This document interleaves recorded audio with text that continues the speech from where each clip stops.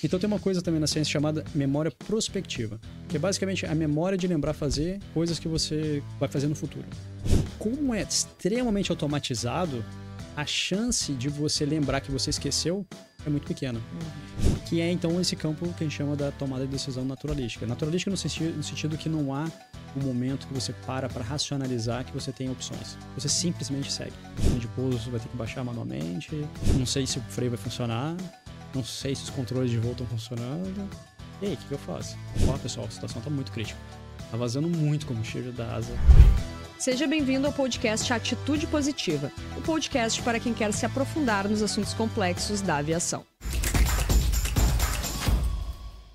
Se você já parou para pensar no que acontece dentro de uma cabine quando algo foge do comum, como uma emergência, ou mesmo um cenário onde manuais e procedimentos parecem não ter uma resposta imediata, o episódio de hoje vai mudar a forma como você enxerga as operações aéreas. Quando as coisas não seguem como planejado, como os pilotos administram as pressões, tomam as decisões e devolvem a segurança ao voo, o que a ciência tem a nos dizer sobre o desempenho humano em situações complexas? Hoje nós temos o privilégio de receber Guido Carim Jr., piloto, doutor em engenharia de produção, pesquisador no Safety Science Innovation Lab, na Griffith University, na Austrália. Guido possui ainda um vasto conhecimento sobre a performance humana na aviação, inteligência de cabine e tomada de decisões sob pressão. Ele vai nos ajudar a partir de conceitos e exemplos práticos para desconstruir modelos ultrapassados de análise de acidentes e explorar exemplos fascinantes e reais de como pilotos gerenciam situações complexas, baseados em estudos profundos de performance humana. Guido, seja muito bem-vindo ao podcast Atitude Positiva. Não, cara, muito obrigado pelo convite. É um prazer estar aqui com você hoje. E basicamente a gente vai conversar sobre as pesquisas que eu tenho, né, conduzido no laboratório e na minha carreira acadêmica. E basicamente a gente vai desconstruir alguns mitos e algumas falsas percepções de como algumas coisas, né, acontecem na cabine, principalmente quando os pilotos acabam tendo que gerenciar uma falha técnica, né? A gente chama isso de gerenciamento dinâmico da falha. E é uma área que foi muito pouco explorada e a gente está tentando trazer um pouco mais de evidências científicas para ajudar a construir sistemas e um contexto e treinamento melhor para ajudar os pilotos, né, a lidar com essas situações. Perfeito. Antes da gente entrar nos exemplos práticos, né, onde vai ficar bem ilustrado assim a questão ali de situações anormais e como que os pilotos gerenciaram essas situações, traz para o pessoal um panorama assim de como que era antigamente as investigações, para que lado está indo, o que a ciência tem a nos dizer a respeito desse enfoque novo, né, que existe aí nas investigações com esse olhar mais científico. A gente fala, na verdade, na sua investigação de acidente. Não precisa terminar ou esperar um acidente, né? Que pessoas morram ou ajudando completo da aeronave para tentar aprender com o que está acontecendo, né? De fato, a gente está tentando, na verdade, aprender o que a gente chama com situações normais, o que acontece no dia a dia. Onde nada aconteceu, onde não houve nenhuma tragédia, não houve nenhuma morte. E uma das áreas que a gente tem explorado bastante é os incidentes, né? Ou não necessariamente classificado como incidente, sim, mas qualquer coisa que sai um pouco do normal, a gente tenta entender um pouco melhor o que aconteceu. E até então, por mais que a gente, e muitas vezes, né, a gente fala que a gente não quer achar culpados na situação, a forma como a linguagem que é utilizada ou a classificação do erro humano acaba sendo o ponto de finalização dessa investigação.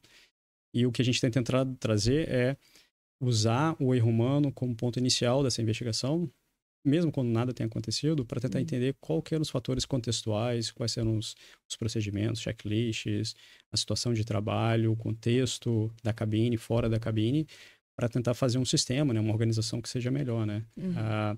Tem muita ainda aquela visão de que se você falhou, você fez um erro, foi uma opção sua, né? Como se, quase como se fosse uma decisão racional que levou ao erro.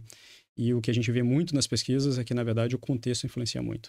O contexto, ele basicamente vai te direcionar a fazer uma coisa boa ou uma coisa ruim, né? Errar ou não errar. Dá um exemplo assim para o pessoal, só para materializar essa ideia.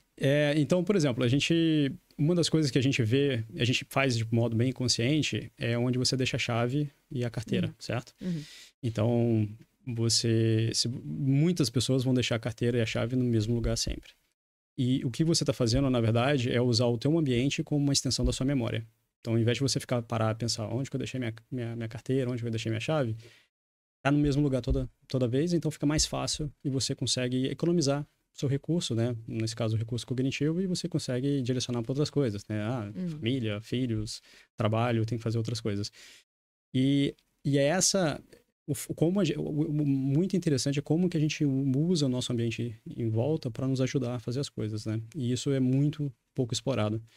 Então, essa ideia de deixar a chave e a carteira em determinado local é, de certa forma, um trabalho cognitivo, que a gente chama, né? A gente usa o teu ambiente para te ajudar a lembrar onde está a chave sem ter que ficar lembrando, né? Sem botar muito esforço para lembrar. E se aplica em várias situações, não só na cabine, né? Mas aprender na cabine é mais interessante, Sim, fascinante com certeza. por causa da Vamos chegar aí nos exemplos práticos da aviação com situações reais, né, de acidentes, de incidentes, para materializar mais esses contextos. Tu mencionou ali a questão de racionalidade local, se aplicaria a esse conceito que tu mencionou? Exato. Então, no ambiente, a gente dá mais ênfase a entender o contexto.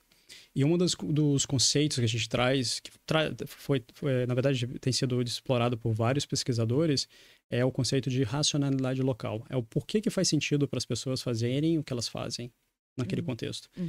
E isso, ainda nessas teorias antigas, ela é muito pouco explorado. Geralmente você não está muito afim de entender o que motivou a pessoa a fazer o que ela fez, né? E tem muito a pegada muito de julgamento. É bom, é ruim, foi certo, foi errado. E aí a gente traz essa nova abordagem. Não, peraí, não é se é bom, é ruim ou se é certo, é errado. Vamos tentar entender o que aconteceu, porque pode ser que aquela situação leve outras pessoas a fazer o mesmo erro, né? E então, voltando ao caso do exemplo da carteira e da chave, então se alguém mexeu na tua chave e tirou do local, ou da carteira tirou do local, certamente você vai ter dificuldade de encontrá-las ou saber onde que ela tá, porque foi movido, né? Ou se você colocar em alguma posição diferente do que você costuma colocar, isso também vai acabar causando um certo problema. Então, será que há uma forma da gente tentar garantir que a chave e a carteira sempre vai ficar no mesmo local para te ajudar? Obviamente não tem consequência nenhuma se você perder, vai talvez atrasar uma saída de casa, mas no contexto de indústrias de alto risco, pode ser a diferença entre pousar seguramente ou ter uma catástrofe, né? Então, a racionalidade local. E o segundo ponto é o que a gente chama de decisão naturalística, né? É ver as pessoas, entender como os pilotos tomam decisões do ponto de vista deles, não do ponto de vista depois que a situação acabou. Então, esse modelo da tomada de decisão naturalística não é nada novo, são conceitos bem antigos, mas a gente está trazendo eles de volta para os estudos, porque eles nos permitem gerar melhores conhecimentos do contexto organizacional e da organização e fazer melhorias. Enquanto que as abordagens mais antigas, elas são muito focadas no julgamento e não trazem muito oportunidade de aprendizado. Sim. O que a gente fala, ou você julga, você pune, ou você aprende. Os dois não conseguem acontecer ao mesmo tempo. Entendi. Basicamente é entender por que as pessoas fizeram o que fizeram. Exatamente. Porque ninguém senta na cabine do avião para fazer algo errado. Exato. Você não vai entrar numa aeronave para fazer um mau trabalho. Porque mau trabalho significa, eventualmente, ter um acidente, né? E essas análises que tu mencionou que são feitas, elas são feitas a partir de dados, a partir de eventos? Tem uma série de possibilidades que a gente faz análise. A gente pode fazer análise a partir de relatórios finais de incidentes ou acidentes que aconteceram. Você faz uma reinterpretação daqueles acidentes ou incidentes. Você pode tentar fazer uma validação a partir de cenários que são parecidos ou eventos que são parecidos e tentar entender a partir de uma grande gama de eventos similares o que aconteceu. A gente pode entrevistar pessoas, a gente pode refletir sobre a nossa própria experiência. Então, tem uma série de possibilidades. O que eu gosto de fazer, geralmente, é perguntar para as pessoas se elas já passaram por uma mesma situação que eu estou investigando, que eu estou interessado e analisando. E aí eu consigo comparar a percepção daquela pessoa com outras pessoas. E é isso que a ciência traz. A diferença da ciência com o próprio aprendizado é que a ciência ela procura não só validar a experiência de uma pessoa. A gente pega de várias pessoas. E aí, quando você tem uma gama muito grande de pessoas compartilhando situações similares e a forma como elas gerenciam aquelas situações, aí eu tenho uma validade científica maior. Então, por isso que como piloto, a gente sempre tem aquela atenção, né? Aprender com os nossos próprios erros e com o que aconteceu com os outros. Mas se a gente não valida na ciência com outras pessoas em diferentes contextos, ela perde um pouco de validade. Pode ser que aconteça só contigo, ou você deu sorte. Sim. E aí a gente reduz um pouco essa incerteza de que se é algo que aconteceu com você ou foi pura sorte, ou é algo que todo mundo vê da mesma forma ou faz da mesma forma. Sim. E tem uma questão que é interessante, que até a neurociência traz isso pra gente, né? Muitas vezes a gente acha que a gente é muito diferente dos outros, mas na verdade a gente não é tão diferente assim. Né, biologicamente, né, o nosso cérebro, o nosso comportamento, a forma como a gente reage a determinados estímulos, ela é muito parecida de pessoa para pessoa. Claro que vão ter variações de personalidade, enfim, né, da sua individualidade como ser humano, mas a gente não é tão diferente assim, né, quanto a gente imagina. Exatamente. Tem um vídeo muito legal na internet, eu não lembro agora qual que é o título do vídeo, mas é um aluno de artes em Nova York. Ele passou o dia, na verdade, gravando pessoas subindo e descendo uma escada no metrô. Uma entrada do metrô em Nova York. E aí, o que tem diferente nessa escada? Um degrau da escada, só apenas um, ele é um pouquinho, uma fração de milímetro maior do que os outros. Só que é o suficiente para todo mundo que sobe tropeçar. Isso mostra muito a natureza humana. Sim. Então, são pessoas diferentes, de nacionalidades diferentes, com trabalhos diferentes, com idades diferentes, mas elas tropeçam no mesmo lugar. Porque a gente é muito exposto ao contexto. E principalmente quando a gente está falando de comportamentos automáticos, né? Exatamente. Foi o exemplo ali da carteira, o exemplo de subir a escada. Tem coisas que, neurologicamente, o nosso cérebro ele precisa colocar num comportamento automático para que a gente tenha espaço cognitivo para coisas que realmente fazem sentido, né? Então, um outro exemplo clássico é quando tu vai para casa. Sai do trabalho, vai para casa, tu faz sempre o mesmo caminho e tu não fica pensando naquilo, né? O quanto que tu vai acelerar, o quanto que tu vai frear, por que rua que tu vai dobrar, tu não pensa mais nisso porque isso já tá num comportamento automático, te dando mais espaço para pensar em outras coisas. Né? Exatamente. Algumas pessoas dizem que aqui é uma evolução, né? Uma estratégia evolutiva, né, do ser humano, porque você consegue alocar a tua mente e o teu cérebro em outras coisas que vão demandar um pouco mais de atenção. Então a gente bota algumas coisas no automático. E é muito comum na aviação por causa do excesso, não diria excesso, mas pela quantidade de procedimentos e de SOPs e checklists, a gente acaba, em alguns momentos, operando de modo automático, né? Legal. E não permite... A gente dá aquela sensação de multitask, né? Que a gente está fazendo múltiplas coisas ao mesmo tempo. Sim. Na verdade, não é bem assim, mas grande parte do que a gente consegue fazer na cabine é por causa da nossa capacidade de automatizar, né, de desenvolver comportamentos automáticos. Perfeito. E acho que a performance humana, que é o que a gente vai trazer bastante nesse episódio, tem muito a ver com isso, né? Eu li esses dias num artigo que falava assim, o ser humano, ele é o pior em tudo. Se tu comparar com os animais, ele não é o mais rápido, ele não é o mais o que enxerga melhor, ele não é o mais, digamos assim, que se esconde melhor, não se camufla, né? Então a gente não tem nenhuma habilidade comparada aos animais que seja melhor, exceto a cognição, né? Exceto o pensamento, a análise, a interpretação, a mudança, a adaptação diante de cenários diferentes, né? Então acho que a performance humana ela está muito relacionada a isso, né? Exato, e a gente tem a capacidade também de pensar. A gente tem a capacidade de pensar sobre quem somos, né? Naquele meio, né? Essa quase é uma metacognição, né? Pensar sobre o pensamento. Isso dificilmente você vai achar em qualquer outra espécie animal. E o outro fator é a nossa capacidade de imaginar.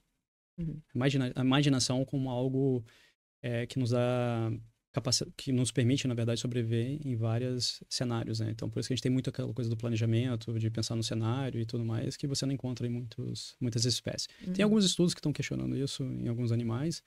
E o terceiro é a questão de usar ferramentas. De novo, tem alguns estudos que estão revelando que não é bem assim. Tem alguns animais que usam ferramentas. Tem um estudo recentemente com os corvos, né? Os corvos pegando pedaços, galhos de árvore para poder pegar comida que eles não conseguiam alcançar com o próprio bico, né? Então, e como que isso é transferido nas gerações? Como que eles aprendem de outros, né? A usar essas ferramentas, que está revelando um pouco que os animais estão chegando nesse ponto. Mas o ser humano, isso é natural já, praticamente, pra gente, né? É parte da nossa sociedade. Então, isso que nos faz ser um pouco diferentes. Excelente. Feita essa introdução aí sobre conceitos, né?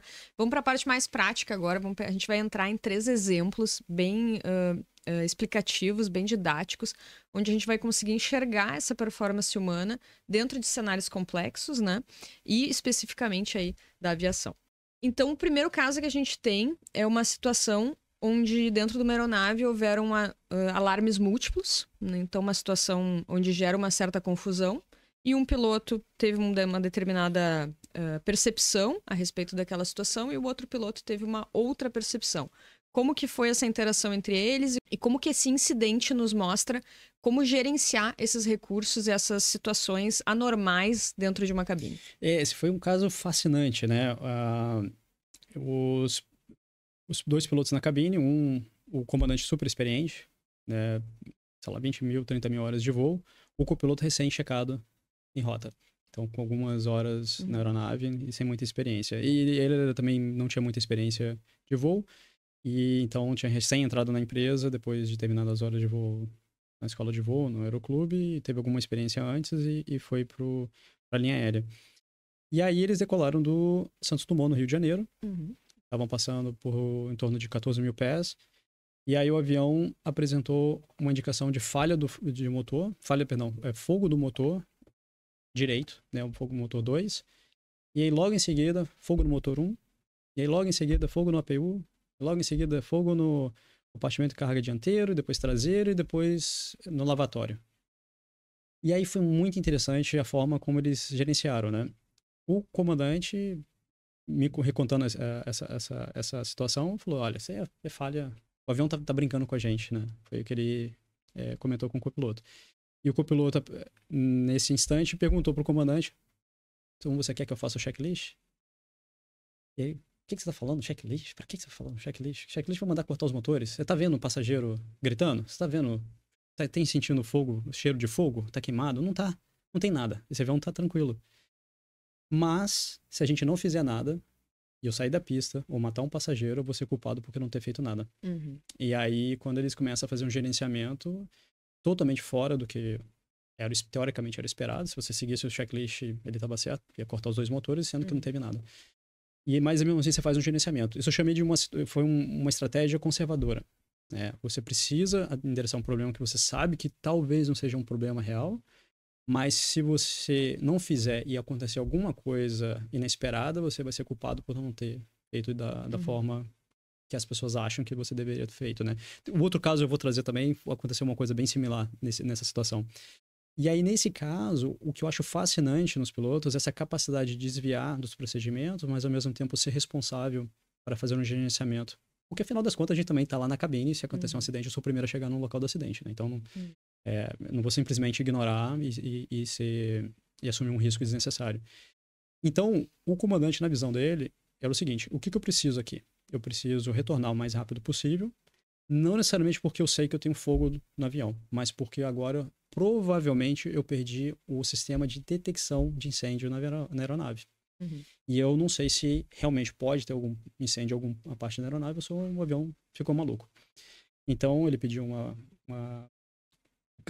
declarou emergência, pediu uma aproximação visual, foi pro Galeão, obviamente, ao invés do Santos Dumont, por causa da pista maior. E enquanto que o copiloto ainda ficou insistindo, perguntando se ele tinha que fazer o checklist ou não. E aí que leva ao segundo ponto desse evento, é que a gente vê isso muito, e tem uma pesquisa que a gente fez, que a gente entrevistou as pessoas, e a gente vê muito claramente, quando você é muito novo na aeronave, ou você é muito novo na aviação, ou no equipamento, a tendência é das pessoas seguirem o procedimento, porque elas ainda não têm uma visão muito clara do que dá para fazer, o que não dá para fazer, quais são as coisas que eu posso desviar e alocar meu recurso cognitivo para outras ou não. Enquanto que o comandante já tinha muita experiência de vida como piloto e naquela aeronave, fala, não, eu já conheço tudo, a gente pode voltar porque realmente não é... Eu tenho quase certeza absoluta que não é um fogo, mas se eu não fizer nada, eu posso ser culpado. O homem da capa preta, né, o que ele me dizia, né? O homem da capa preta vai vir, vai me julgar e eu posso ir para cadeia. Então eles declararam emergência, pediram serviços para esperarem eles no solo e pararam na pista. Eles inspecionaram a aeronave, não acharam nenhuma evidência de fogo e continuaram e pararam no portão no gate. No gate. É gate? Então eles depois da inspeção dos bombeiros, não se achou nenhuma evidência de fogo, continuaram o táxi, pararam no gate e não tinha nada. Cortaram os motores normalmente. Obviamente, teve um pouco de pânico, porque teve que preparar a cabine, então os passageiros ficaram assustados, mais como medida preventiva do que tudo, né? E aí, quando você começa a analisar a situação, a gente fala assim, mas tivesse... Os pilotos, a gente está muito próximo de ter uma single pilot operation, né? Você tira um segundo piloto, fica só um piloto na cabine e se tiver algum problema, você aperta um botão. Mas imagina a situação, você está com um avião te dizendo que você está com fogo no motor 1, fogo no motor 2, compartimento de carga, lavatórios. E se essa tecnologia seguir o script, você vai ter que cortar o motor 1 e o motor 2. Você cortaria o motor 1 e 2 sem ter evidência que realmente você está com fogo? Então, essa capacidade de julgamento, o que a gente chama de sensibilidade ao contexto, ela ainda... A gente não conseguiu reproduzir na tecnologia. Ela ainda... Por isso que eu dependo muito do piloto. A gente tem tecnologia desde a década de 80 para botar o avião, colocar o trem de pouso para baixo, setar os flaps, reduzir a velocidade automaticamente. A gente não precisaria de um piloto lá. Mas, se alguma coisa acontecer fora do script ou fora do design da aeronave, como nesse caso, o avião fica meio maluco, ele não sabe o que está acontecendo, aí eu preciso do ser humano para adaptação. Essa capacidade adaptativa do ser humano, e principalmente a sensibilidade em relação ao contexto, é algo que a gente não conseguiu ainda reproduzir. Perfeito. Inclusive nos treinamentos mais atuais agora da aviação, né, tem se focado muito no desenvolvimento de competências, né? Então, tendo o conhecimento ali como base de tudo, né? Porque é o conhecimento que vai te dar esse poder de desviar ou não de um determinado procedimento que está ali listado, né? Então, como nesse caso tu trouxe, não faz sentido cortar os 2 motores com o avião voando, né? Mas o alarme está ali. E aí, o que se faz, né? Se fosse a máquina, né, ela ia partir ali de um princípio if then. Se acontecer isso, eu faço isso. Se acontecer aquilo, eu faço aquilo, né? E o ser humano, ele tem essa capacidade, né? Exato. E aí, o mais interessante dessa situação é que a gente começa a ver o procedimento não algo que representa o trabalho, ou o checklist que representa o trabalho, mas ele como uma contribuição para as pessoas fazerem um trabalho bem feito. Então, em alguns momentos, aquela contribuição pode não ser a melhor. Então, você pode ignorar e eu vou fazer outras coisas. Mas a maior parte do tempo, como nada acontece, é só seguir que basicamente o trabalho está feito. Então, a gente tem já nas pesquisas uma denominação para esse tipo de recursos, né? Que a gente chama de recursos para ação. Eu chamei na minha pesquisa de recurso para atividade, que uma atividade é um contexto um pouco mais amplo do que trabalho ou que tarefa. E basicamente você vê isso em várias situações. Então, tô com um problema, não sei mais ou menos o que está acontecendo, eu vou lá no MEL e vou dar uma olhada o que o MEL diz sobre aquele problema. Eu vou lá e consulto um mecânico. Quando eu vou passar o avião para um colega, ele me diz um pouco mais. E são essas oportunidades informais que vai aumentando esse repertório de estratégias que você acaba empregando. Isso é muito difícil de construir de modo formal, através do treinamento no simulador. Por dois motivos. O primeiro, o treinamento no simulador, a gente tem um excesso de conceitos e de exercícios que são mandados pelos reguladores. E não é só no Brasil. No mundo inteiro, a discussão é a mesma. Então, a gente tem que fazer um excesso muito grande de treinamento em rejeição de decolagem, em falha de motor em voo e etc. E aí tem umas situações que são um pouco mais complicadas, que elas não são tão claras, né? E isso a gente acaba não dá tempo de fazer, basicamente. Então a gente espera com esses novos avanços no CBTA, com um treinamento que a empresa monte um treinamento baseado nas necessidades ao invés do que ser do imposto, que a gente consiga mudar um pouco o cenário. Mas até então, na minha experiência, imagino que a sua também, é basicamente cenários que são extremamente claros. E aí leva aquela questão. Ok, então quando o cenário não é tão claro, o que eles fazem? O que a gente faz? Se o checklist tem exatamente um cenário em mente para você seguir, o que acontece quando você não consegue usar o checklist para resolver aquela situação? E aí foi uma das minhas perguntas de pesquisa que eu tenho até hoje explorado e cada vez que eu encontro algumas situações assim, eu fico fascinado assim, pela capacidade humana de criar soluções gerar situações criativas para problemas extremamente complicados, né? O segundo caso, ele é bastante semelhante, né? Porque também a gente tem um certo desvio ali, né? Dentro de conhecimento, dentro de experiência. Mas ocorre uma falha, né? Uma falha no motor. E o ECAN começa a bombardear ali mensagens para os pilotos. Então, conta para o pessoal como que foi essa situação, que semelhança que ela tem com o primeiro caso. E também a questão da motivação dos pilotos ali dentro da cabine para resolver esse problema. Esse foi um caso muito célebre que aconteceu em 2010 na Qantas, com a A380 da Qantas. Eles tinham acabado de receber as aeronaves, estavam em processo de implementação da malha. E aí a aeronave decolou de Singapura e ia para, se não me engano, Sydney ou Melbourne, na Austrália. E logo depois da decolagem, o piloto, reconta até no livro dele, que eu vou comentar, ele ouviu 2 barulhos muito altos de explosão. Bang, bang, né, que ele fala no livro dele.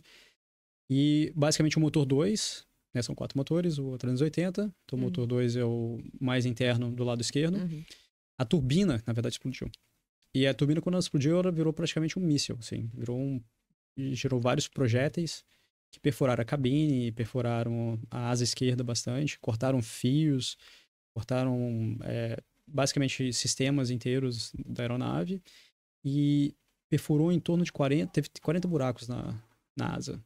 E muitos deles acabaram penetrando no tanque de combustível. Então, imagina, um 380 com toneladas de combustível e do lado esquerdo né, acabou saindo assim, galões assim, a quantidade de combustível começou a sair. O interessante naquele voo é que tinha um comandante, tinha o primeiro oficial, tinha o segundo oficial na cabine. Só que o comandante estava sendo checado por um checador. Então tinha um checador na cabine também, no assento de observador, no jump seat. E o checador estava sendo checado por um outro checador. Nossa. Então tinha 5 pilotos na cabine, uma coisa bem atípica e muito experientes, né? Os 3 comandantes, os melhores, basicamente, né, o que dizia, os 3 melhores comandantes da empresa, mais 2 pilotos que não eram tão inexperientes, né, como primeiro oficial e segundo oficial. Na verdade, você já tem até alguns casos na Qantas, você tem você vira comandante na regional ou até mesmo nacional e você tem a oportunidade de ser segundo oficial depois na internacional. Então, na verdade, você é um pessoal com muita experiência. Então, no livro desse comandante, né, do comandante do voo, fala que era em torno de 140 anos de experiência de aviação, com mais de centenas de horas, de milhares de horas de voo, né? Então, um pessoal muito experiente. E esses pilotos, eles tinham passado um bom tempo na Airbus na França, fazendo treinamento lá. Então, eles não só aprenderam como operar a aeronave, como sistemas, eles foram a fundo, eles estavam lá, eles estavam conversando com os engenheiros que construíram a aeronave, que fazem a manutenção. Então, eles tiveram uma experiência um pouco mais aprofundada de entender a aeronave do que normalmente os pilotos têm, né? E depois desses 2 barulhos altos, eles resolveram parar de subir, em torno de 10 mil pés, 12 mil pés, e começaram a tentar entender o que aconteceu. E aí foi onde houve uma enxurrada de alertas no ECAN, que é o sistema de aviso, né, para os pilotos de que tem algum problema. O ECAN é o típico no Airbus, e em outras aeronaves você tem o ICAS. E a mensagem é basicamente igual a mensagem no computador, né? Tela azul, né? Deu algum problema, preciso fazer alguma coisa aqui para ajeitar. E aí eles receberam milhares e o copiloto ficou, né? Porque você tem um tecladozinho e um mouse tentando resolver aquelas situações e por mais que ele resolvia, mais aparecia e a gente tem o warning, né? O alarme de warning que é super alto, né? Faz um barulho alto. Eles tiveram mais de 100 alarmes de warning. Então, não só nesse caso, o sistema de alarme começou a ser um problema, porque estava uma distração para eles, né? E eles discutiram como fazer, vamos fazer o checklist, e vamos isolar o tanque, transfere combustível, pega do lado esquerdo, os motores do lado esquerdo, pega o combustível. Eles começaram a tirar foto também. Foi muito, muito interessante como eles tiveram a capacidade de se ligar, né, de documentar o que estava acontecendo, do ponto de vista deles. Então, tirar foto do painel, até, não sei se eles gravaram vídeo na época, mas eles tiraram muitas fotos, foram apresentadas nesse livro.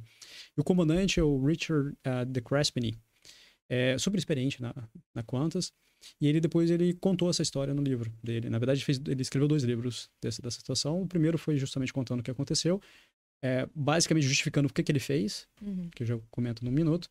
E o segundo livro é mais tentando dar um pouco mais tentando entender como na trajetória dele como piloto, o que ele aprendeu, quais foram as coisas, as situações que ele participou, que ajudaram ele e a equipe dele a gerenciar aquela situação, né? Um dos pilotos, inclusive, mora na cidade que eu moro, né? Eu tive o prazer de conhecer o filho dele, né? Mas, enfim. E aí, eles ficaram 1 hora, basicamente, quase 1 hora, tentando resolver a situação a partir do treinamento que eles tinham recebido, o que a gente recebe normalmente. Então, olha a mensagem, endereça a mensagem, terminou a lista lá no ECAM, pega o checklist físico, vê se tem mais alguma coisa, enfim. Eles não estavam chegando em lugar nenhum.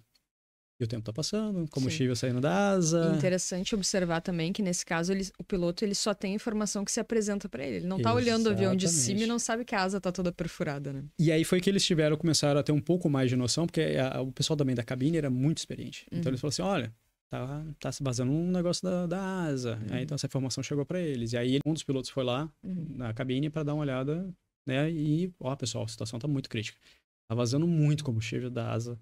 Não tá legal, tem umas perfurações. E será que o profundor tá inteiro? Será que foi danificado? E aí começa aquela incerteza também. Então eles começaram, dá pra voar o avião? Tá voável?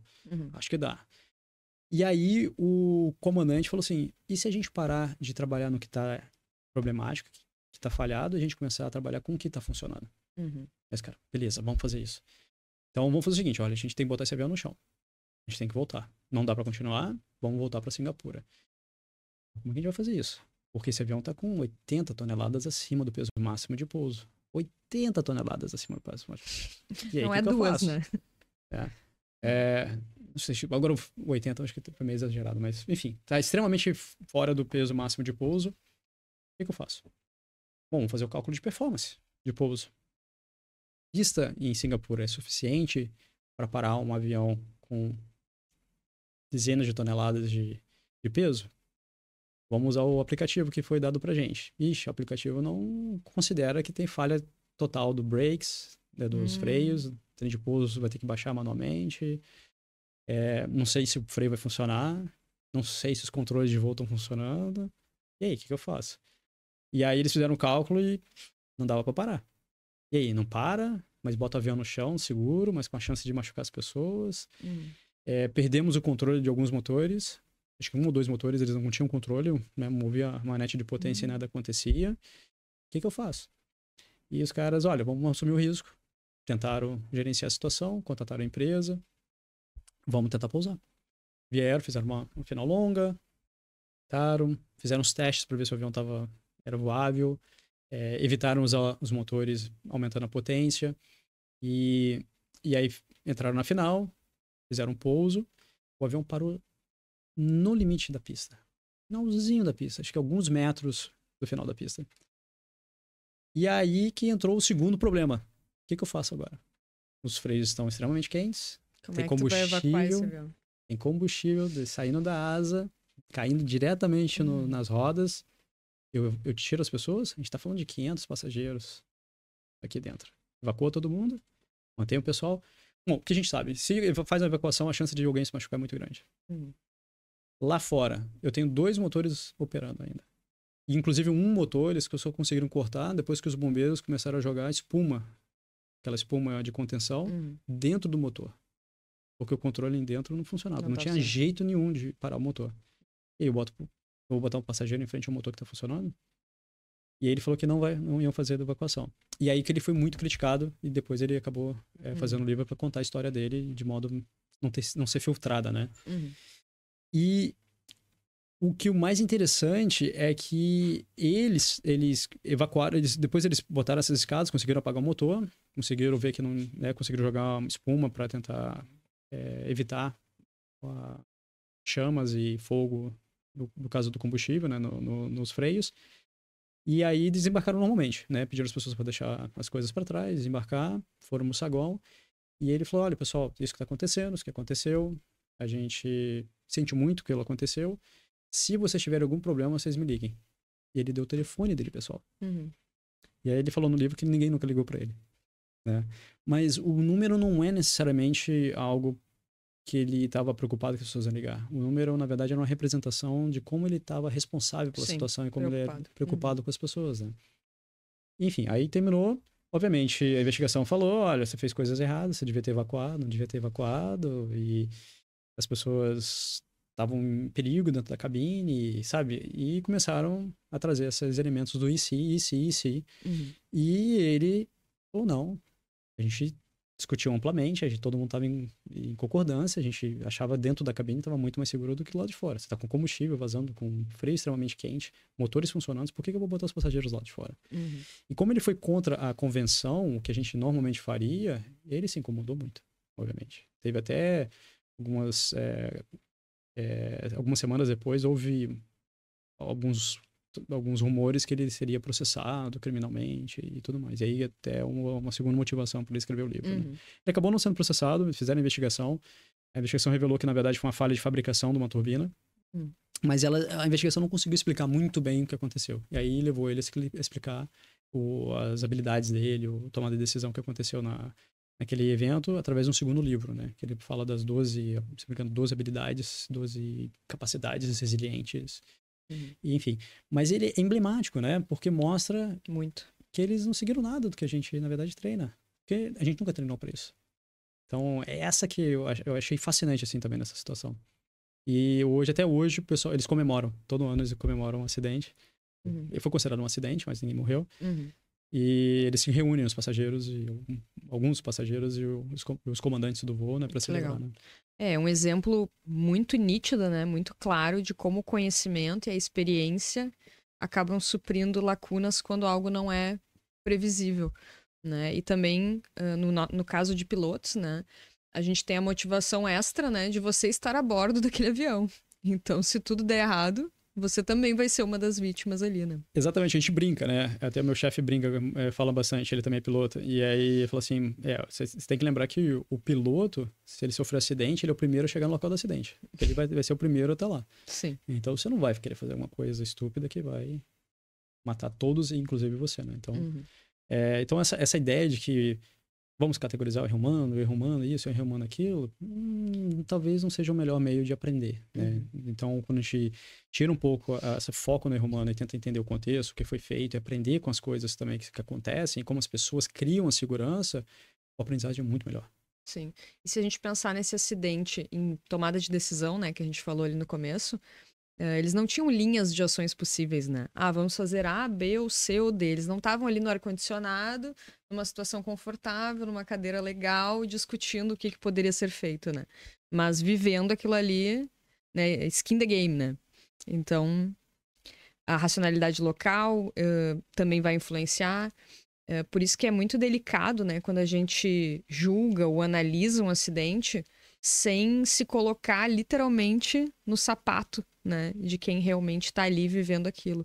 Né? A tomada de decisão ela é muito falada depois que o acidente acontece, mas naquela hora ali, será que existe tomada de decisão?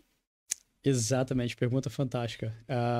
Algumas pesquisas mais novas estão mostrando que depende da forma como você aborda, ela não existe ou ela existe. Né? Porque a gente vê muitos estudos falando de tomada de decisão depois que alguma coisa aconteceu. Aí você olha para trás, a pessoa tinha opção A, opção B, opção C. Reorganiza os fatos. Você reorganiza os fatos, você interpreta os fatos, tem uma coisa interessante, a nossa memória, ela tende a deixar os eventos, o que aconteceu, a tua experiência de modo linear. Porque é uma forma de evitar que ocupe muita memória, né? Então, coisas que são geralmente paralelas, que aconteceram paralelas, você, depois de algum tempo, você tende a colocá-las em modo sequencial. E você tende a tirar as que chama nuances, né? São coisas, detalhezinhos que não são tão relevantes. E aí fica só uma narrativa muito clara, aparentemente muito clara, do que aconteceu. Quando você pede às pessoas para te contarem o que aconteceu logo depois que aconteceu, ela é muito mais rica. A experiência é muito mais rica. E, obviamente, à medida que você vai contando uma vez, 2 vezes, 3 vezes, você vai mudando um pouquinho aquela história. E vai refletindo em cima do fato também. E vai também. refletindo, vai trazendo outros elementos, então ela vai dando um pouco de diferente. Então, se você me contar uma história que aconteceu com você hoje e daqui a 10 anos, certamente elas vão ser completamente diferentes. Não porque você esteja mentindo, mas é a natureza humana. E reorganiza. Eu chamo de reconceptualização do que aconteceu. Então, qual que é a relevância desse caso, dessas situações, quando a gente analisa os modelos e essas teorias de tomada de decisão? Então, a tomada de decisão que você comentou, que a gente está falando, é a tomada de decisão racionalista, né? O racional. Ela entende que você tem um momento que você vai ter uma opção, você vai querer gerar essas opções, você entende a situação, você cria as opções e você tenta fazer uma avaliação de qual situação, qual opção é a melhor, de acordo com alguns critérios. Quando você tenta transferir esse modelo para uma situação que é fluida, né, que está acontecendo, que é dinâmica, que sempre muda a todo instante, todas as pessoas falam assim, mas isso não aconteceu comigo, eu não tinha um ponto no qual eu tinha que fazer analisar as opções, eu gerar as opções. Não existe isso. Eu fui fazendo. precisa fazer isso, ou precisa fazer aquilo de acordo com a situação, a gente vai fazendo. Que é, então, esse campo que a gente chama da tomada de decisão naturalística. Naturalística no sentido que não há um momento que você para racionalizar que você tem opções. Você simplesmente segue. E algumas estratégias que a gente usa que a gente chama de analogia, por exemplo. Se há alguma situação parecida com essa que eu estou vivenciando aqui, o que eu fiz naquela situação que deu certo? E aí você basicamente tenta repetir a mesma coisa. Mas tu acredita que na aviação existem as duas ou existe só uma? E assim, depende. Você vai falar, a porta está aberta, está fazendo um embarque de passageiros e eu tenho ou eu saio sem a comida, ou eu espero a comida chegar, mas vai dar um atraso. Dá para fazer, você tem tempo, você está sentado, você não está em voo.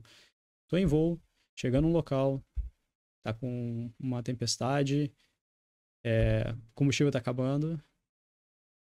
Quais são as opções? Talvez você até tenha alguma discussão a respeito de opções de destino, mas certamente você já tem mais ou menos, você sabe como destino para isso, já não fica avaliando o destino exatamente. Tenta ver se as suas opções, a opção que você gostaria de ir, se realmente continua sendo a melhor opção ou não.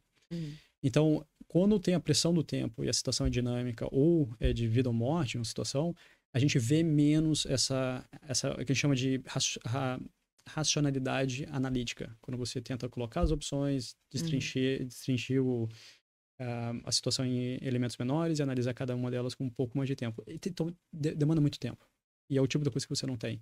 Então, geralmente, a analogia, ou o que chama de regras de ouro, acabam sendo mais prevalentes. Então, você tem que tomar uma decisão, não tomar uma decisão, mas você tem que tomar um curso de ação rápido e que não dá tempo de você criar opções.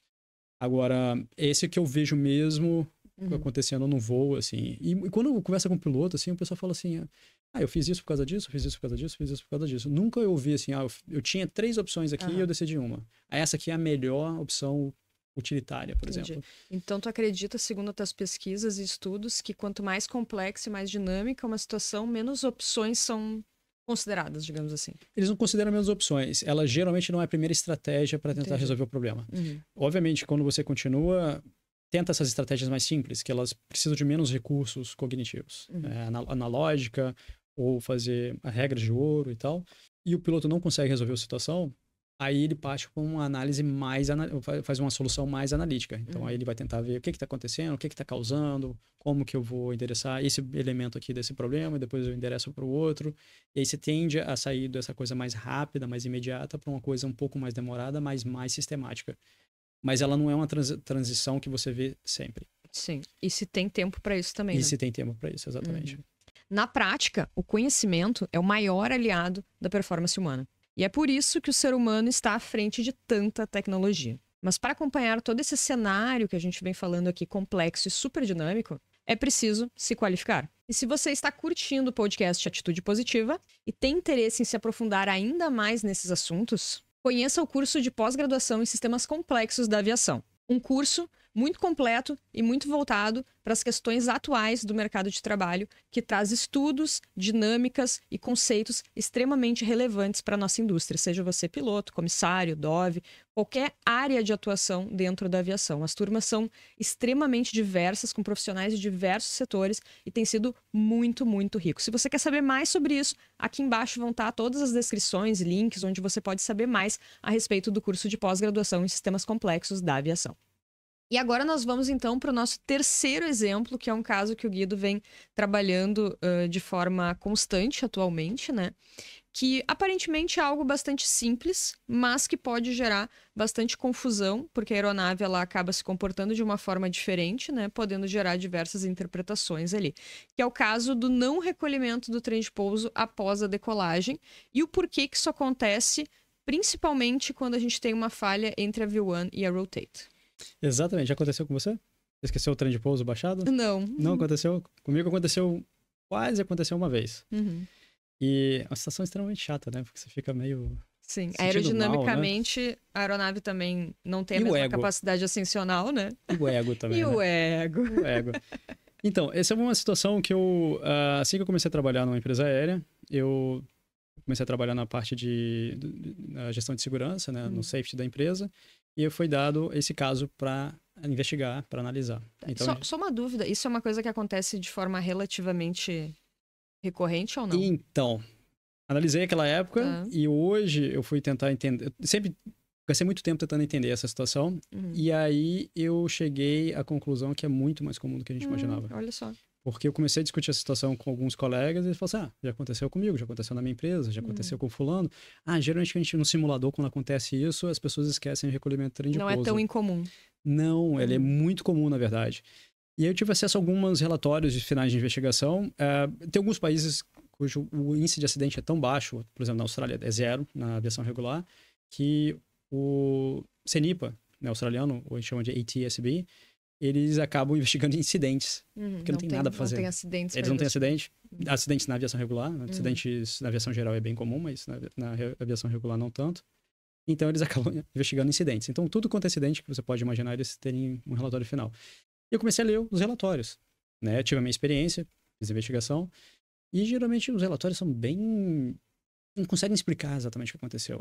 Foi falta de atenção, não seguiu o procedimento. Que, na verdade, não explica o porquê aconteceu, né? Exatamente. Ou uns relatórios falando assim, os pilotos foram reorientados pela chefia e foram para uma sessão de simulador. Aí eu fico imaginando, o que o piloto faz na sessão de simulador porque ele estava envolvido num caso que esqueceu o recolhimento do trem de pouso. Você manda o cara... a menina recolhe depois 10 vezes para aprender. Então eu ficava imaginando, try harder. Exato, try harder. E aí eu comecei a analisar e comparar essas situações. E aí ver o que elas tinham em comum em termos de contexto, em termos de ações, em termos com o que os pilotos falam naqueles relatórios. E aí uma das grandes fontes de informação que eu tive acesso é o sistema de relatórios americano, que chama de ASRS, que é o sistema de relatórios de qualquer coisa, reporte de perigos, de incidentes, de erros nos Estados Unidos. Ele é muito vasto, tem milhões de relatórios lá, muitos anos que eles recolhem. E aí eu comecei a achar situações bem parecidas com aquela que eu tinha experimentado eu mesmo, que eu tinha investigado, e com esses colegas me dizendo situações que tinham acontecido com ele, né? Com eles. E aí, uma análise mais sistemática desses casos começou a revelar que tinha alguns padrões. E basicamente é isso que é ciência. A gente identifica padrões nos dados. Então, por exemplo, até foi uma conversa que eu tive com um instrutor de simulador. Se acontecer... O que a gente faz na decolagem? A gente tem uma estrutura, procedimental, que envolve ações e verbalizações, e ela é muito conectada. Então, basicamente, nós pilotos, a gente aprende essa sequência de ações desde o momento que você está no final do teu treinamento no multimotor. É o aeronave de trem de pouso retrátil. Então, saiu do solo, positive rate, gear up. E aí, quando você fala do gear up, você vai e mete a mão na alavanca, ou o teu colega mete a mão na alavanca e levanta o trem de pouso. Ela é tão conectada, é tão automática ao call-out, que se você esquecer de fazer o call-out, você esquece o recolhimento do trem de pouso. Até tem eu cheguei até nessa investigação, eu cheguei a um meme que estava compartilhado no Reddit. Também. Que é Eles estão se escondendo. Daí eu falo positive rate, gear up. Né? Isso mostra muito essa questão da automatização e eu chamo de trigger. Quando você tem uma ação que é dependente do trigger. Tem um livro muito bom. Você quer aprofundar sobre essa ideia de comportamentos habituais e automáticos? Tem um livro muito bom chamado Hábitos Atômicos. E uma das coisas muito interessantes que ele fala é que muitos comportamentos são acionados ou triggados por o contexto. Então, por exemplo, você quer mudar o comportamento, você gostaria de ir mais para academia. Então, você tem que identificar o que motiva você ir para academia. Não ter o corpo ou ter a atividade. Final... Coisa simples. Por exemplo, no livro ele dá um exemplo de que algumas pessoas se motivam aí no momento que elas botam tênis. Já botou tênis, já pegou a chave, eu vou ter que ir mesmo, sabe? No meu caso, é quando eu nem penso. Quando eu chego lá, eu meio que vou pensar em outras coisas, o que eu tenho que fazer, mas eu forço o meu corpo a ir pra academia. Aí eu já tô lá, vou ter que fazer o treinamento. Não, mas é só 10 minutinhos. Já tô aqui 10 minutinhos, eu faço todo o treinamento. E é basicamente isso. Então, a gente faz isso, né? A gente tenta economizar recurso cognitivo, então aprendeu. Positive rate, gear up. Positive rate, gear up. Mas a gente nunca aprendeu o que fazer se não tiver positive gear up. Então, a primeira etapa, a primeira parte desse evento é o positive rate, gear up. Qualquer situação que distraia a pessoa que vai fazer o call-out, a chance do outro esquecer de pedir o gear up é muito grande. eu vi, isso aconteceu comigo. E né, o instrutor de simulador, o pessoal fala assim, você quer pegar o cara de jeito, dá alguma falha, algum problema durante a saída do chão, entre a V1 e a rotate. Se a pessoa não fizer o call-out de positive rate, o outro não vai lembrar de fazer. Ou a chance é muito mínima de lembrar. Sim. Por isso que a função do PM é muito importante, né? Muito. Muito. Yeah. Segundo problema, como é extremamente automatizado, a chance de você lembrar que você esqueceu é muito pequena. Porque aí Já seguiu, né, no fluxo das ações. Exato. Então tem uma coisa também na ciência chamada memória prospectiva, que é basicamente a memória de lembrar fazer coisas que você vai fazer no futuro. É chamada de memória prospectiva. O nome é bonito, mas é o prospecto de fazer alguma coisa no futuro que você tem que lembrar de fazer. Então, chame controle quando passar 10 mil pés. Você vai trigar a memória prospectiva e você cria condições para te ajudar a fazer isso. A gente bota no FMS, o pessoal bota copinho quando vai fazer transferência de combustível, né, em cima da manete. Pelo menos tinha um piloto, uma vez a gente foi fazer no Embraer, ele tinha que botar um copinho para lembrar, porque só o Ecano não era o suficiente. Então você muda o ambiente para te ajudar também. Legal. É uma forma de ajudar a memória prospectiva. Só que a memória prospectiva, ela só acontece quando tem intenção. Então, chame, controle, passando 10 mil pés. O 10 mil pés é a tua intenção. Né? E aí, quer dizer, é o teu trigger e a intenção é, eu vou chamar 10 mil pés. Então, eu vou lá e conscientemente falo assim, tem que passar quando passar 10 mil pés. A gente geralmente revisa aí esse plano constantemente e tal. Só que no caso do esquecimento, é esquecimento. Não houve aquela coisa, vou chamar depois, eu vou falar depois do call-out. Você esqueceu. Então, a chance de recuperação é muito pequena. Esse é o segundo ponto. Terceiro ponto. Comportamento do avião. Muitas vezes, dependendo do avião, um trem de pouso baixado vai afetar a performance e o avião geralmente treme, vibra bastante. Isso leva os pilotos a achar que tem um problema em outras partes da aeronave. Os únicos aviões que não tem isso muito forte são os turboprops, né, o turbo-hélice. Então, eles geralmente não estão afetados, mas a performance de subida geralmente é afetada, eles acham que, sei lá, é qualquer outro fator e tudo mais. Então, os pilotos ficam perguntando o que está acontecendo. Mas muitos poucos vão associar aquela performance ao trem de pouso. A não ser que ele já tenha experimentado isso no passado. Isso foi um grande diferenciador que eu achei nesses relatórios, nessas investigações. Então, se você já passou, isso aconteceu contigo, a chance é muito grande de você lembrar. Mas se não tiver com nenhum dos acontecido com nenhum dos pilotos... Não é uma situação que a gente treina, né? Como que o avião se comporta com o trem de baixo? Qual que é a consequência? A gente não treina isso, né? Exato. E aí, esse é o segundo ponto. Terceiro ponto, checklist. Mas e... Quer dizer, o quarto ponto, né? Checklist. Mas e o checklist? Tem que ir lá, né? Land gear, up. E tá lá o negócio. Dependendo da iluminação da cabine ou da cabine que você tem, geralmente a indicação da posição do trem de pouso ela é muito súbita, né? Então, se você olha lá no ECAM, você tem a indicação verde, que ele está up, ou branca, que ele está down, as letras correspondentes, geralmente é uma ou duas letras, o U muito parecido com o D, num fundo escuro. O contraste é horrível. Qual que é a diferença do contraste do verde para o branco no fundo escuro? Quase nenhum. E não um verde vívido, né? Um verde mais pálido. Então, é difícil. Segundo ponto, você tem o que a gente chama de confirmation bias. O viés da confirmação. Eu tive um problema. Alguma coisa aconteceu com esse avião. Por isso que tá tremendo, tá fazendo barulho, não tá subindo. E aí, quando você fazer o checklist, você vai olhar para os parâmetros do motor. Talvez, né? Será que a gente tá um stall de um compressor? Será que é alguma coisa que... Acho que é uma coisa muito mais grave do que realmente Exato. E você vai procurar elementos para confirmar seu diagnóstico inicial. E ninguém vai lembrar que, na verdade, é só o trem de pouso baixo. Então, o checklist é feito de modo quase cegamente. Você não olha tanto na posição do trem de pouso, mas em o parâmetro de motor, sistemas hidráulicos, controles de voo. E o terceiro, alguns checklists, principalmente após a decolagem, eles geralmente são feitos silenciosamente. Então, é o Pilot Monitoring ou Non-Flying que vai executar, mas sem verbalizar para o colega. Então, você perde a chance de outra pessoa confirmar aquele status do trem de pouso. E aí que é o mais interessante. A última parte desses eventos, geralmente, acontece quando as pessoas realizam, ou se dão conta que o trem de pouso está baixo. 99% das vezes é quando eles vão pousar. Nossa. Trem de pouso, dá. Era o trem de pouso. Já tava dando. Era o trem de pouso. E queria aquela sensação de desconforto, né? Sim. Pô, é E o trem de ego. pouso. E o ego. Pô, só o trem de pouso. E, obviamente, então, dependendo da situação, esse elemento da confirmation bias, ela fica mais forte ou mais fraco. Então, um dos eventos que eu investiguei, os pilotos estavam decolando do Santos Dumont, aeroporto crítico, todo mundo já fica um pouco mais apreensivo. Você decola, já vai curva para a esquerda, quando você decola na direção do Pão de Açúcar. E o copiloto, nesse caso o copiloto era o pilot monitoring, e ele estava preocupado porque tinha um bando de pássaros a caminho na direção do voo. Eles entraram no meio dos pássaros. Então, basicamente, tá tremendo, não tá subindo. Sim, teve Pássaro. E isso a gente vê é muito comum nesses eventos que eu analisei, né? Foram 12 ou 14 eventos. E sempre tinha uma distração. Sempre.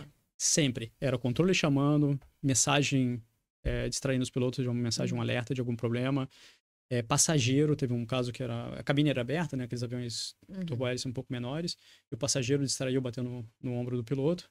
E foi o suficiente para ele perder o call-out e o timing. Sempre alguma coisa acontece. Entre a V1 e depois ali de pouquinho da rotate, ali um pouco na saída ali do chão. Ali. Se acontecer e não falar o call-out, a chance é muito grande de você esquecer o trem de pouso. E aí, bom, o que explica isso, né? E aí a ciência entra como uma solução. Então, por isso que eu analisei esses casos, estou analisando. É um artigo que a gente está trabalhando para publicar. E eu acho fascinante, porque mostra muita realidade humana. O ser humano naquele ambiente.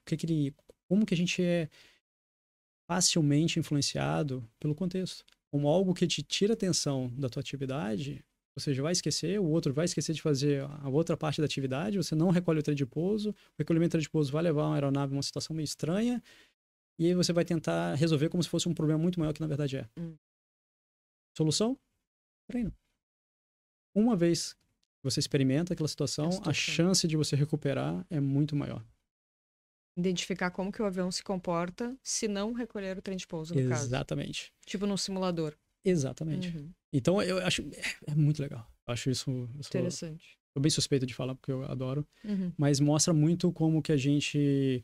Se a gente adotasse um padrão, a abordagem tradicional de investigação de análise, a gente fala assim, erro humano, não prestou atenção, não seguiu o procedimento corretamente, vai pro simulador de novo, para retreinar a subir o trem de pouso. E não vai resolver, né? E não vai resolver.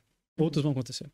Então, eu já vi situações, já peguei as situações que aconteceram na Índia, na Austrália teve algumas, nos Estados Unidos, várias, na Europa, até um caso da África. Exatamente com os mesmos detalhes que a gente viu aqui no Brasil, né? Então, isso também mostra como a natureza humana, ela é muito mais suscetível ao contexto em várias culturas, não só em uma cultura só. E é fascinante. E tu acredita que a influência cultural de países diferentes influencia nesses comportamentos ou não? Então, essa é uma pergunta muito legal, tem muita gente tentando estudar e tem dois componentes na resposta. Primeiro a aviação é um sistema internacional, que ela tem uma estrutura que chama de socialização. Então, todo mundo, todo piloto, qualquer parte do mundo vai geralmente passar pelo mesmo processo de socialização.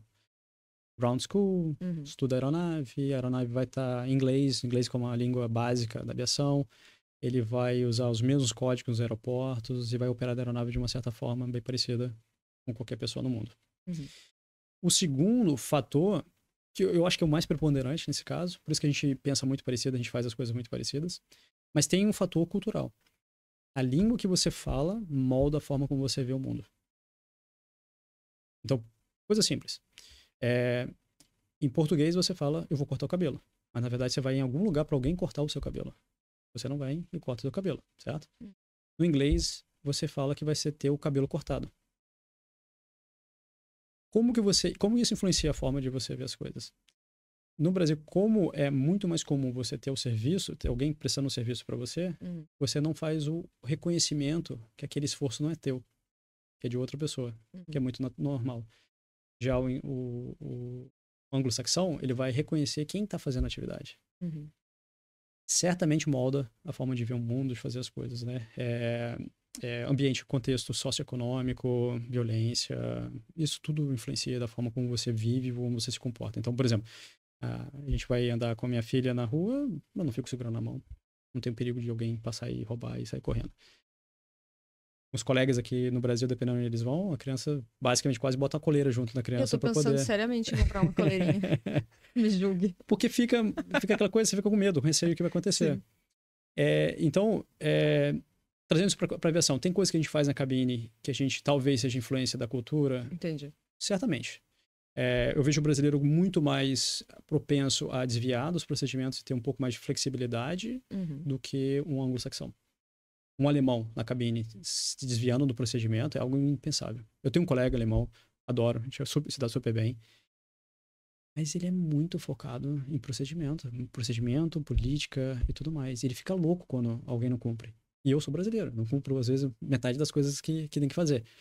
Então, teve uma vez que a gente tinha que completar uma revisão das matérias lá que a gente lecionou e tudo mais, e as pessoas, sei lá, o meu grupo completou 90%. E ele tá assim, mas cara, 90%? E o deadline é hoje, 90%, não é bom. Eu falei, tá ótimo, 90%, o que você tá falando? Não, tem que completar tudo, é 100%. Eu falei, não, 90% tá ótimo, relaxa. Não, mas como assim? Então, e você vê qual a diferença, né, de cultura. Sim. A gente trabalha no mesmo contexto organizacional, no mesmo país. Mesmo assim, você traz ainda alguns elementos E culturas culturais mais rígidas, assim como orientais, também deve ter um impacto bem forte, né? Estão mudando, mas tem ainda um pouquinho de dificuldade de flexibilização, principalmente o copiloto falar o que está acontecendo. Como eles veem as pessoas que têm mais idade, mais experiência, né, eles botam no pedestal. Eles estão tentando mudar bastante, eles têm muito tempo já que estão tentando mudar. A Coreia, principalmente, teve uma sequência de acidentes muito grandes, no qual o comandante fez alguns erros ou foi influenciado por determinados fatores fisiológicos e o copiloto basicamente não falou, mesmo sabendo que estava alguma coisa errada. Mas eles têm tentado mudar e trazer um pouco mais dessa liberdade de se expressar na cabine, de levantar problemas, de apontar problemas e erros, né? Mas ainda assim a aviação é bem padronizada, né? A gente tem essa influência. Apesar das influências culturais. Bom, então em todos esses cenários que a gente trouxe aqui, né, existiu uma certa crise ali envolvida, né? E muitas vezes é difícil entender como que uma crise vai se desenvolver, vai se desenrolar. E como que a gente pode tentar prever isso e como que a gente pode lidar com as frustrações de uma crise não evoluir no sentido que tu esperava que ela evoluísse? Tem uma área de pesquisa chamada gerenciamento de falhas dinâmicas. Ela, na verdade, surgiu com estudos de operadores em salas de controle. Então, uma das coisas que os pesquisadores notaram era que as pessoas gerenciavam as situações e as situações estavam constantemente mudando. Então, sala de controle, a gente está falando de operação de refinaria, de petroquímica, plantas de processo, gestão de energia elétrica, o grid elétrico, que eles chamam, né, de abrir a área e depois isolar a outra, hidrelétricas, enfim, isso é aplicado em vários lugares, inclusive na aviação, obviamente, a gente pode ver uma cabine como se fosse uma sala de controle. E aí tem uns elementos muito interessantes que eles trouxeram e que depois eu consegui ver também e validei na aviação, né? Por exemplo, a situação aparece, você tem, sei lá, uma mensagem no CAS, ou no ICAS ou no ECAN. E aí, o princípio do checklist e da forma como a gente estrutura a gestão de emergências na aviação, gestão de anomalias, é que apareceu uma mensagem, tem algum problema, deu o checklist associado àquela mensagem e você só resolve o problema. Mas e se agora a mensagem desapareceu? É o mesmo problema? Será que o problema desapareceu? Será que o problema desapareceu? Será que é o mesmo problema apresentado com a mensagem? E se agora a mensagem voltou de novo? E depois ela some, ela volta, ela some, intermitente. É o mesmo problema? Segue o checklist? Será que o designer do checklist, os engenheiros, consideraram a opção de essa intermitente? E aí as pessoas começam a desenvolver as próprias estratégias. Então, uma coisa que foi muito clara em umas entrevistas com os pilotos é que mensagem intermitente geralmente é problema de sensor. Como que eles chegaram a isso? Conversando com os mecânicos. Aconteceu isso comigo, dá uma olhadinha pra mim, o que aconteceu, lança lá no livro, eles fazem lá, eu vou fazer tal coisa, vê se melhorou. Melhorou, sensor. Então, você aprende, na verdade, a partir dessas interações. O segundo fator é que algumas vezes acontece, é até engraçado, a gente dá risada hoje, quando depois da situação aconteceu, e a gente tenta entender se alguma ação que a gente fez na cabine causou aquele problema. Então, um caso muito célebre é com o flap. Você bota o flap, dá uma mensagem. Como que a gente sabe que o flap, na verdade, causou a mensagem? Aí, o que a gente faz? Tira o flap. Será que foi a última ação? Será que causou aquele problema ou não? E aí você fica explorando, para você tentar entender o que está realmente acontecendo. Eu causei? Foi causado? Alguma outra coisa causou? E o terceiro, que eu acho fenomenal, é o que a gente chama de árvore de Natal. É quando tudo dá errado, aparece um monte de mensagem lá na tela. E aí, o que vai fazer primeiro? A gente tende a procurar a causa raiz daqueles problemas. Algumas aeronaves apresentam, né, eu chamo de chevron, né, que é aquele Vzinho do lado, dizendo, isso aqui foi a causa raiz. E, por lógica, geralmente a causa raiz de múltiplas panes é relacionada ao departamento eletrônico, né, do avião, né? O setor eletrônico. Então, talvez alguma falha numa placa eletrônica causou dessas partes. Então, são conhecimentos que, eu não sei você, mas eu, no meu treinamento, ninguém me disse isso. Eu fui aprendendo, convivendo com os pilotos. Com o tempo. Com os caras, principalmente o pessoal mais experiente. E aí, passando essas situações, faz isso, faz aquilo.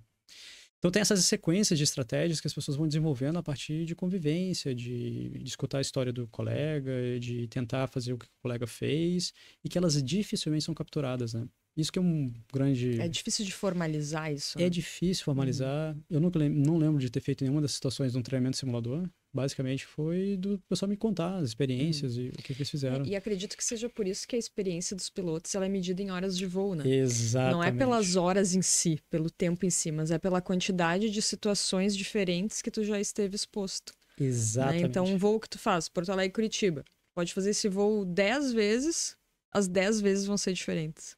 E esse é o grande ponto. Hoje que eu tenho muito interesse de levar a minha pesquisa, a partir depois do momento que você consegue entender mais ou menos o que está acontecendo ao redor do mundo, em outras empresas, em diferentes contextos operacionais, o que a gente pode fazer diferente? E aí tem uma área que é chamada de aceleração da expertise. São treinamentos que deveriam ser focados em fazer com que as pessoas saiam desse início da carreira o mais rápido possível para uma área expert. E aí entra o que você comentou. Então, basicamente, qual que é a diferença? Você vai ter menos horas, vai ter menos exposição à possibilidade de cenários que vão te ensinar alguma coisa. Então, será que a gente consegue criar uma forma de treinamento informal, formal ou recorrente, que a gente coloque aquelas pessoas que têm um pouco menos de experiência para passar, e aí a gente consegue acelerar a expertise dela? Porque a expertise, basicamente, são pessoas que tiveram mais oportunidades de aprender de situações não esperadas. Sim. Por isso que estar nas rodas certas e nos ambientes certos faz muita diferença. Faz muita diferença. Né? Então, o curso de pós-graduação em sistemas complexos da aviação é um excelente exemplo. Né? A gente tem lá pessoas de diversos setores, com diversas experiências diferentes, né, com know-how completamente, assim, que tu não teria acesso se tu não estivesse ali dentro. E tu consegue trocar com essas pessoas de uma forma extremamente profissional e ao mesmo tempo seguro, né, dentro de uma sala ali, né, no ambiente online, obviamente, mas com uma troca riquíssima, né? Então, seja num curso online, seja num evento, numa palestra, né, estar nas rodas certas, eu acho que é um dos pontos que mais acrescenta para o profissional hoje em dia, né? Exatamente, são oportunidades de você conviver e aprender com outras pessoas que naturalmente ou normalmente você não teria oportunidade. E isso que é o enriquecimento desse repertório de ações que a gente chama, né? O repertório de estratégias para lidar com ações, lidar com situações anormais e de emergência. A diferença do bom resolução dessa situação para uma má resolução é qual a capacidade daqueles pilotos e qual é o nível de recursos que eles têm, de estratégias que eles têm nesse banco, né? Como se fosse um banco, né? Você vai botando seu depósito lá, no momento ele está tão grande que você consegue lidar com situações um pouco mais complicadas que você nunca vivenciou. Bom, e pensando assim em termos de futuro, o que tu acredita que a indústria pode aprender com a ciência? Como que a gente pode treinar melhor esses pilotos? Como que a indústria pode desenvolver melhores aeronaves mais adaptadas a esse ser humano, a essa performance humana? O que tu tem a dizer em relação a futuro?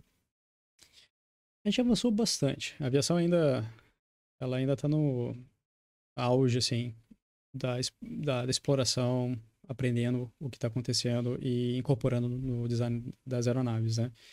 Treinamento agora é um exemplo, mudando basicamente um treinamento que foi tradicional por muitos anos para uma coisa um pouco mais aberta, um pouco mais flexível e menos rígida. A gente está sempre testando, né, novas coisas, obviamente com um pouco mais de conservadorismo, não quer fazer uma mudança muito grande para não causar uma incerteza e eventualmente tragédias.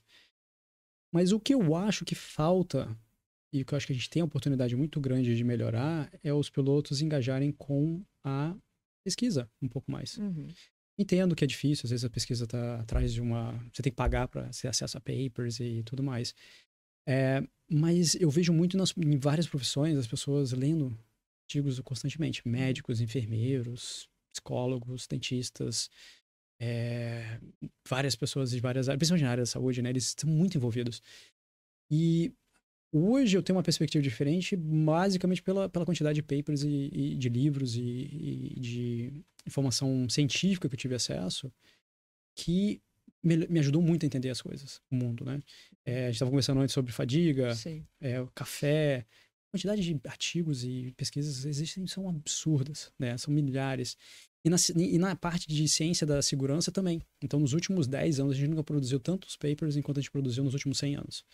Então, tem muita informação. Obviamente, acaba sendo, às vezes, difícil de selecionar um ou outro, mas tem muito vídeo no YouTube de qualidade, de conteúdo bom, podcasts bons, como a gente está hoje aqui, que estão trazendo versões diferentes, visões diferentes, né? Ainda a gente fala sobre queijo suíço, né? Erros humanos. E quais são as opções na ciência? Tem outras áreas, existem outras pesquisas, como a gente falou hoje, né? De tomada de decisão naturalística, racionalidade local, a nova visão da segurança.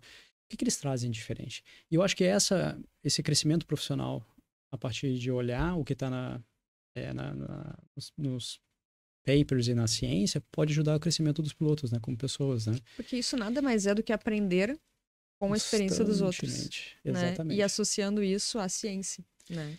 Que realmente explica o porquê que as coisas são da forma como são, né? Exatamente. Então, assim, uma das coisas que eu acho que a aviação a gente podia fazer mais, a gente não faz, é o desenvolvimento profissional. É fazer cursos, treinamentos que te melhorem como piloto e como ser humano.